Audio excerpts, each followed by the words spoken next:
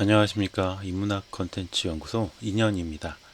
이번 시간에는 우리가 몰랐던 삼국시대 이야기 그 마지막 시간 백제는 어디에 있었을까에 대한 이야기를 나누어 보도록 하겠습니다.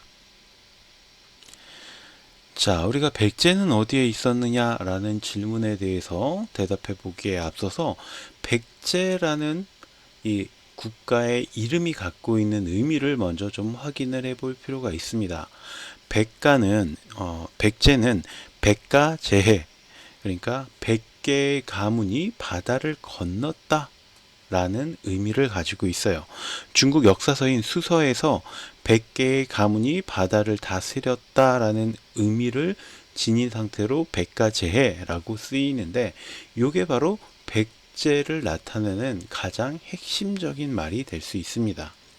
우리가 앞에서 백제 바로 알기를 통해서 백제가 양서의 기록을 바탕으로 22개 담로로 이루어진 연맹 국가다라는 기록, 우리가 아까 이 앞에 시간에 말씀을 드렸는데, 왜 100개의 가문이 나중에 22개로 줄어들었는지, 축소되었는지까지는 확인하기가 조금 어렵지만, 일단 처음에 백제가 100개의 가문이 연맹된 연맹체였다라는 것 정도는 기억을 해두면 좋을 것 같고, 단재 신채호 선생께서는 백제의 근초고왕과 근구수왕 때 바다를 건너 요서, 산동, 강소, 절강 등지를 경략하고 외까지 이르렀다라는 백제의 대륙 진출설을 주장하기도 하셨어요.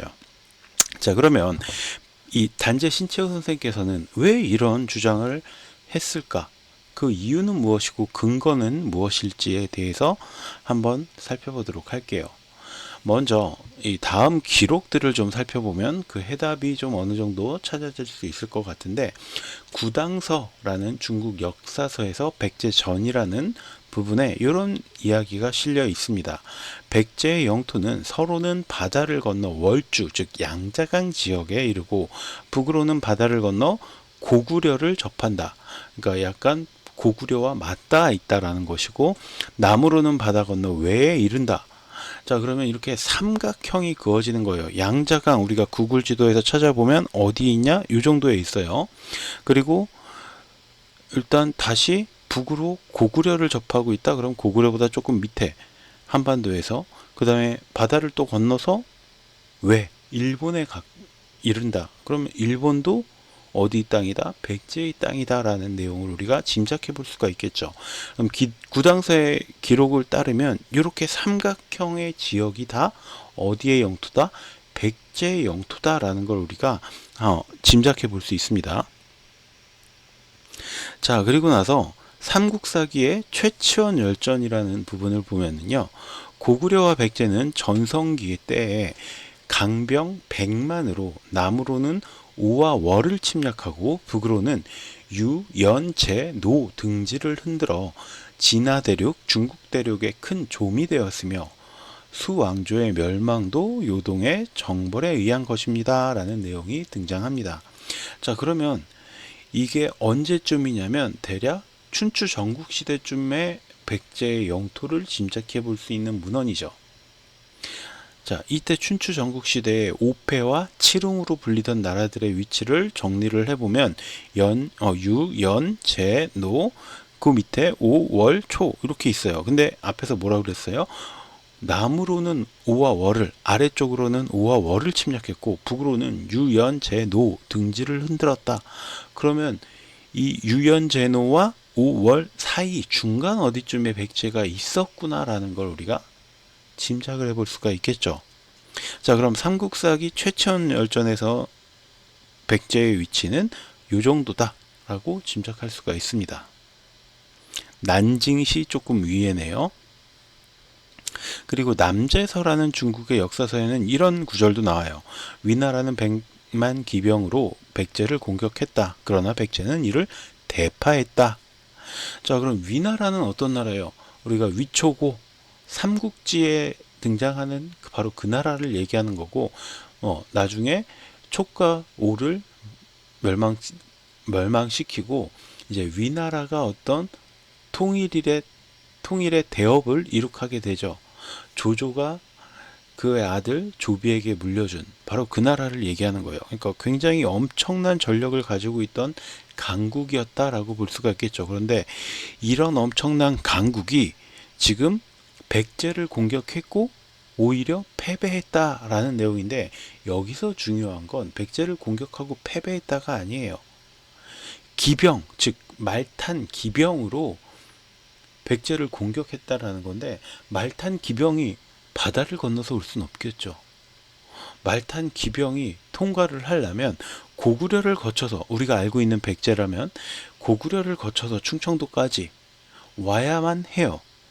그럼 이게 고구려 입장에서 이게 허락이 가능한 일이겠어요? 고구려와 먼저 전쟁을 해야겠죠. 그 정도라면. 우리가 임진왜란도 잘 알고 있지만 임진왜란에서 외에서, 그러니까 일본에서 우리나라를 침략했던 이유는 그거였어요. 정명가도. 정명, 명나라를 정벌하겠다. 가도, 길을 빌려줘라. 조선이 이걸 받아들였나요? 받아들이지 않았죠. 그래서 결국 임진왜란이 일어난 겁니다.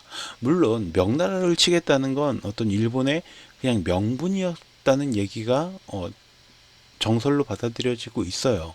그냥 우리나라를 침략하기 위해서. 근데 어쨌든 조선에서도 이걸 받아들이지 않았는데, 고구려라는 그 당시에 꽤 힘 좀 쓰던 나라가, 위나라가 니네 나라 지나서 백제를 공격할 거니까 우리가 니네 나라 땅 좀 들어가서 지나갈게, 이걸 허락했을까요? 당연히 허락하지 않았겠죠. 자, 기병이 100만이면요 거기에 따라붙는 보급부대까지 생각을 하면 거의 숫자는 2배, 3배 그 이상이 된다라고 봐야 돼요. 그러면 남의 나라 군사 200만 명, 300만 명이 우리 땅을 지나가는 걸 그래 잘 갔다 와 이렇게 해줄 나라는 전혀 없습니다. 자, 그리고 그때 당시 고구려는 또 중국이라는 대륙 세력들과 그렇게 또 사이가 좋지도 않았어요. 그러면 이걸 마찰 없이 지나가게 냅둔다. 말이 안 되겠죠. 그리고 기병 100만을 배에 태워가지고 넘긴다? 이건 더더욱 말이 안 돼요. 왜냐하면 일단 기병 100만이면 사람만 100만인 거고, 그 사람을 태우기 위한 말도 100만인데 그렇게 단순하지가 않죠. 말은 그거보다 더 많은 숫자, 최소한은 150만, 120만, 130만? 뭐 그 정도는 돼야죠. 왜? 타고 다니다가 말이 어디가 다쳤어요. 화살에 맞았어요. 아니면 뭐 다리가 부러졌어요. 병 들었어요. 그럼 갈아타야죠. 기병이 보병으로 가는 경우는 거의 없어요. 기병은 기병으로서의 유지를 해야 되거든요. 그럼 말은 더 실어야겠죠? 거기에 보급부대 따라가요. 이거는 배가 이 많은 인원을 배로 실어 나른다는 것 자체가 거의 불가능합니다. 그런데 위에서 우리가 살펴본 것처럼 백제가 중국이라는 대륙 안에 존재를 하고 있었다면 이게 말이 될 수 있겠죠. 백제라고 하는 나라는 후에 점점 강하고 커져서 여러 작은 나라들을 병합하고, 그 나라가 본래 고구려와 함께 요동의 동쪽에 있었는데 진나라 때 고구려가 이미 요동을 점령하고 백제 역시 요서, 진평의 이군을 점령하니 지금의 유성과 북평 사이이다. 자, 송서와 양서, 중국의 역사서다라는 얘기는 우리가 앞에서도 좀 들려드렸어요. 여기서 여기에 있는 백제전에서 이렇게 이야기를 해요. 그러면 이 내용을 바탕으로 좀 생각을 해보자면, 요동의 동쪽에 있다. 그럼 요동이 있어요. 여기에서의 동쪽이면 이쪽 편이겠죠. 좀 설명하는 게 말이 좀 애매한데, 자, 요동이 있고 여기에 동쪽이에요. 요동의 동쪽에 고구려와 함께 있었는데, 고구려가 요동을 점령하고 백제가 이제 요동을 넘어서 요서, 진평 더 넘어갔다는 거죠. 요동은 그러니까 어느 나라 땅? 고구려 땅이고, 요서와 진평은 백제의 땅이 되었다라는 내용이에요. 또 백제는 처음 백가제해라는 데서 백제라고 부르게 된 것이다. 진나라 때 고구려가 요동을 취하자 백제 역시 요서를 취해 요서, 진평 두 군을 근거지로 삼았다라는 중국의 통전이라는 역사서 내용. 자, 이 역사서들에서 다 뭐라는 거예요? 요소와 진평은 백제 땅이고 요동은 고구려 땅이었다라는 이야기를 하고 있는 겁니다. 자, 이 기록을 살펴보면 고구려가 요동을 취하자 백제 역시 요소와 진평을 점령했다라는 내용이고, 앞에서 위나라와 전쟁에 대한 기록처럼 백제가 단지 고구려 밑에 한반도 충청도 이 지역에만 있었다면 위나라와 전쟁은 말이 안 되겠죠. 물론 백제의 경우에는 해산 전력이 뛰어나니까 배를 동원했을 가능성도 있기는 해요. 자, 그런데 일단 이 내용들을 바탕으로 우리가 토대로 짐작을 해본다면 요소와 진평을 백제가 차지하고 있었으면 위나라와 백만대군과의 기병 백만과의 전쟁이 가능했겠어요. 아까처럼 중국의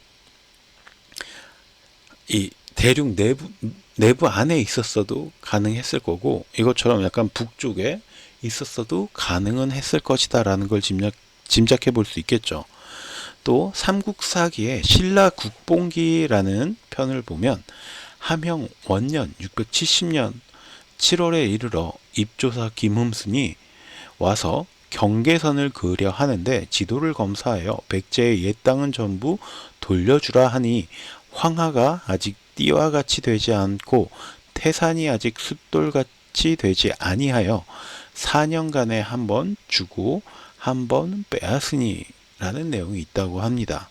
삼국사기에 또 한 번 백제의 위치를 짐작할 수 있는 기록이 등장을 하는 건데, 바로 김유신의 동생 김흠순이 당나라에 가서 국경선을 결정짓는 자리에서 이런 내용을 말로 주고받았다는 거예요.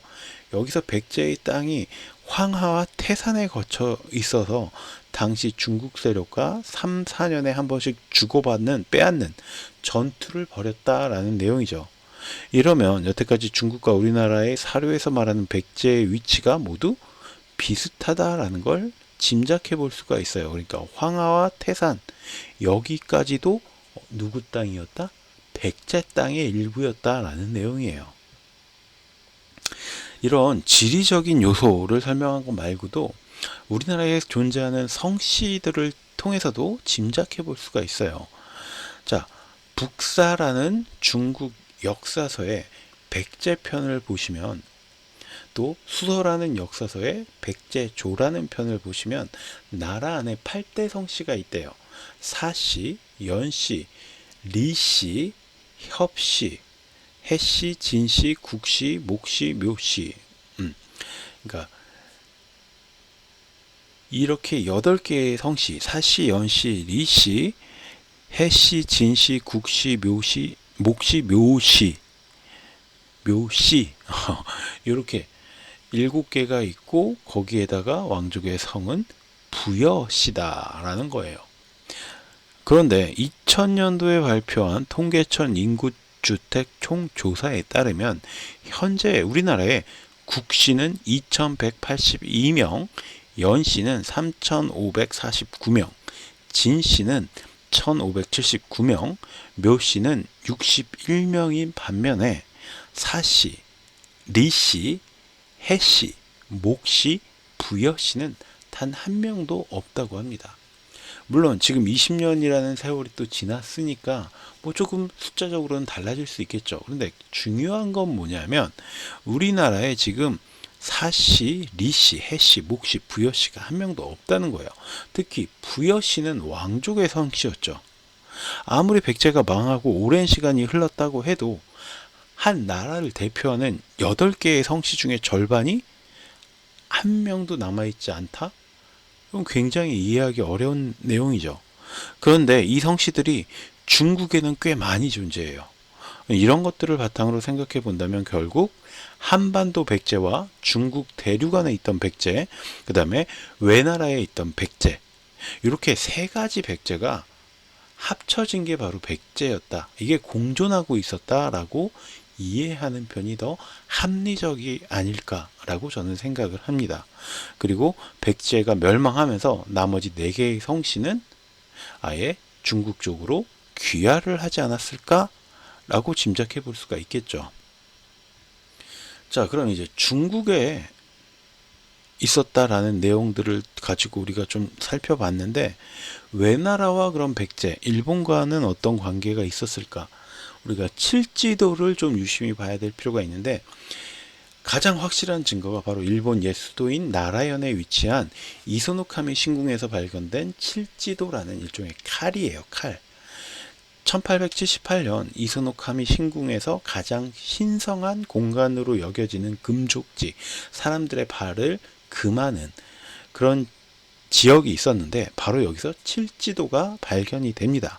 칠지도는 가운데 칼날을 기축으로 삼아서 좌우에 3개씩 가지처럼 칼날이 솟아있는 약 75cm 정도 되는 칼이었어요. 칼의 표면에는 금색으로 글자를 새겨 놓았는데, 바로 이 글자가 백제와 외나라의 관계를 재정립하는 아주 중요한 증거 자료가 됩니다. 거기 뭐라고 쓰여 있냐면 이렇게 쓰여 있다는 거예요. 14대 천황 신공 황후가 신공 49년 가야를 정벌하고 백제와 신라까지 지배하였다. 그리고 3년 뒤인 신공 52년에는 백제의 사신이 조공을 다짐하며 칠지도와 함께 여러 가지 보물을 바쳤다. 이게 일본 서기에서 해석한 칠지도의 내용이에요. 자, 일본인들은 일본 서기의 내용이 바로 일본과 백제의 어떤 관계를 나타내는 게 아니겠느냐라는 주장을 하고 있는데, 이 칠지도가 한반도를 정벌한 자신들의 어떤 신화가 실제 역사라는 것을 증명해 줄 증거다라고 이야기를 하는데, 일본 학계에서도 칠지도가 백제가 일본에게 바친 헌상품이라는 논문이 잇따라 발표되기도 했어요. 자, 그러면 실제적으로 거기에 써 있는 글자는 뭐냐면, 앞면에 34자, 뒷면에 27자, 61자가 새겨져 있는데, 이제 세월이 지나다 보니까 조금 가려진 부분들도 있어요. 녹이 슬고 해서. 근데 우선 앞면에는 이렇게 쓰여 있다고 해요. 태 누구 4년 5월 16일은 병오년인데, 이날 한낮에 100번이나 단련한 강철로 칠지도를 만들었다. 이 칼은 온갖 적병을 물리칠 수 있으니 제후국의 왕에게 나누어 줄만하다. 누구누구누구가 만들었다. 여기서 모는 태화 4년, 그러니까 서기 369년으로 우리가 미루어 짐작을 합니다. 그리고 백제 근초고왕 24년쯤이라고 생각을 할 수가 있는데, 이는 일본 서기에서 표현한 신공 49년과 일치하는 연도예요. 그렇다면 정말로 당시 일본이 가야를 정복하고 백제는 물론 신라까지 지배를 했을까? 요거는 사실 말이 안 되는데, 근초고왕 때는 백제가 전성기였어요. 자, 그리고 뒷면에 다음과 같은 27자가 새겨져 있어요. 지금까지 이런 칼은 없었는데, 백제 왕세자 기생성음이 일부러 외왕 지를 위해 만들었으니 후세에 전하여 보여라 라고 쓰여 있대요. 이쪽에는 약간 지워진 게 많이 없어요. 칼의 앞면에 쓰인 후왕과 뒷면에 쓰인 외왕, 동일 인물이구나 라고 짐작해 볼 수 있겠죠. 그런데 후왕이라는 것은 결국 제후국의 왕, 그러니까 백제가 일본에 헌상했다는 일본의 주장이 아니라, 백제가 제후국인, 우리가 다스리고 있는 동맹국의 왕에게 하사했다라고 보는 게 더 정확하다라는 거죠. 우리는 이미 백제가 22개의 담로, 즉 제후국을 거느리고 있다라는 사실을 앞에서 살펴보았죠. 게다가 전시 후세에 전하여 보여라 라는 것은 분명히 윗사람이 아랫사람에게 명령하는 형태죠. 윗사람에게 이렇게 갖다 바치면서, 자, 우리가 이거 드리니까 후세에 전하여 보이세요. 이거는 말이 좀 이상하잖아요. 그래서 고대 국가에서 무기는 왕이 신하에게 믿음을 표시하기 위해서 하사하던 물품이다. 이게 통설적인 이야기예요. 그럼 여기에 비춰보면 백제에서 이 신하국의 왕에게 하사했다. 나는 너를 이렇게 믿어라고 하사한 물품이다라고 보는 게 맞겠죠. 따라서 많은 소국으로 나뉘어 있던 일본 열도에 근초고 왕이 야마토 지역의 수장을 불러서 자, 이거 너한테 줄게 하면서 그 지역의 지배권을 인정해줬다라고 보는 게 훨씬 더 합리적인 거예요. 그리고 여기서 가장 핵심이 되는 건 뭐냐면 헌상을 했어요. 위에다 갖다 바쳤어요. 그럼 왕이 직접 갖다 바치죠. 왕세자가 백제의 왕세자가 그 왕에게 줬다는 거예요. 그러면 뭐예요? 이게 왕세자보다도 밑에 급이란 얘기예요, 사실. 이게 어떻게 헌상이 됩니까? 하사죠. 이렇게 우리가 이해를 하는 게 합리적인 거죠. 그리고 아까도 얘기했던 것처럼 근초고왕은 백제의 전성기를 만들었던 왕이에요. 고구려의 평양성까지 공격해서 들어가서 고국 원앙을 전사시킬 정도의 어떤 정복 군주였어요. 366년 백제는 일본 사신을 초청하여 오색채견 각 한 필, 각궁전 그리고 철정 40매를 주었다라는 내용이 일본 서기라는 역사서에 있는데, 사실 이 일본 서기가 우리나라 환단고기처럼 정통성 있는 역사서는 아니라는 걸 일본인들도 사실은 알아요. 그런데도 불구하고 이 내용을 자꾸 붙잡고 늘어지는데, 일본 서기에서 백제에 대해서 표현한 이런 내용을 살펴보면 근초고왕이 일본 사신들에게 하사한 것으로 보이는 제품들이 또 드러나요. 여기서 중요한 건 철정이라는 거예요.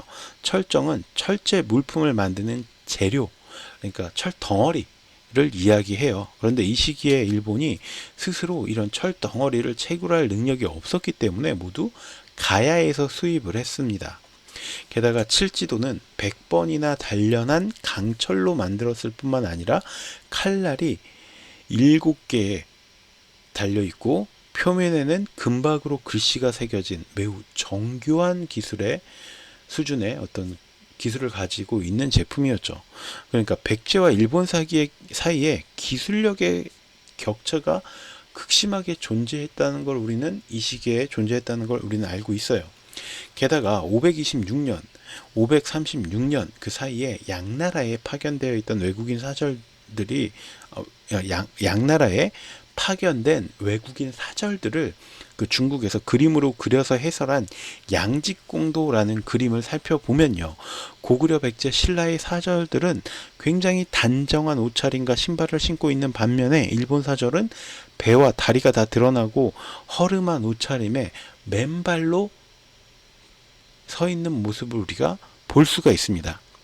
이 양직공도의 그림을 좀 보여드리면 더 이해가 좀 쉬울 것 같은데, 요거는 이제 네이버에서 양직공도 해서 쳐보시면 나와요. 그러면 이 백제가 그때 당시 얼마나 기술력이 떨어지는 나라였는지를 짐작해 볼 수가 있어요. 거의 야만인 수준이에요. 백제, 고구려, 신라 사람들은 옷을 깔끔하게 딱 입고 관도 쓰고 신발도 신고 딱 이러고 있는데, 백제 사람들은 그냥 야만인 상태로 왔어요. 그게 일반인이 아니라 그 나라를 대표했던 사신이에요. 사신인데 그러고 왔다는 거죠. 그러면 이게 얼마나 고구려 백제 신라와 이 외 일본과의 격차가 심했는지를 우리가 짐작해 볼 수가 있습니다. 따라서 칠지도는 일본이 가야를 정복하고 백제와 신라를 지배했다는 이런 일본의 신화를 증명하는 게 아니고, 오히려 백제가 자신들을 따르는 제후국 중에 하나인 일본에게 하사한 물품이다라는 게 더 논리적으로 타당하겠죠. 지금까지 살펴본 내용을 바탕으로 짐작해 보면 백제와 그 제후국은 반도 백제, 그러니까 한반도 안의 백제를 기준으로 대륙, 중국 대륙과 일본 열도까지 널리 퍼져 있고, 이게 이렇게 삼각형의 구도를 그리고 있었다라는 게 굉장히 합리적인 추론이 된다라는 겁니다. 삼국사기나 삼국유사에 이런 내용들을 너무 우리가 몰입해서 믿는 건 사실 위험해요. 사람은 누구나 자신만의 기준을 지니고 있고, 그 기준에 맞추어서 역사와 세상 이런 것들을 바라보죠. 그리고 승자의 입장에서 쓰여진 역사서는 당연히 승자 위주로 쓰이게 됩니다. 신라를 계승했던 고려에서 썼던 삼국사기 삼국유사는 신라의 입장을 굉장히 많이 대변하고 있다라고 우리가 이해해야 돼요. 그래서 이 삼국사기 삼국유사뿐만 아니라 그때 당시에 있었던 다른 역사서와 우리가 교차 비교를 해야죠. 그래야 더 정확한 답을 얻어낼 수가 있습니다. 지금까지와는 좀 다른 새로운 역사를 우리가 만나보는 기회가 될 수도 있다라는 내용을 여러분께 설명드리고 싶었습니다. 그래서 백제는 우리가 우리 국사 교과서에서 배운 거에서 끝나는 정도의 나라가 아니다 라는 내용 다시 한번 여러분께 강조해 드리면서 여기서 이번 강의도 끝을 내도록 하겠습니다.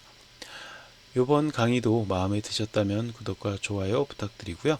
저는 다음 시간에 다른 강의에서 또 만나 뵙도록 하겠습니다. 감사합니다.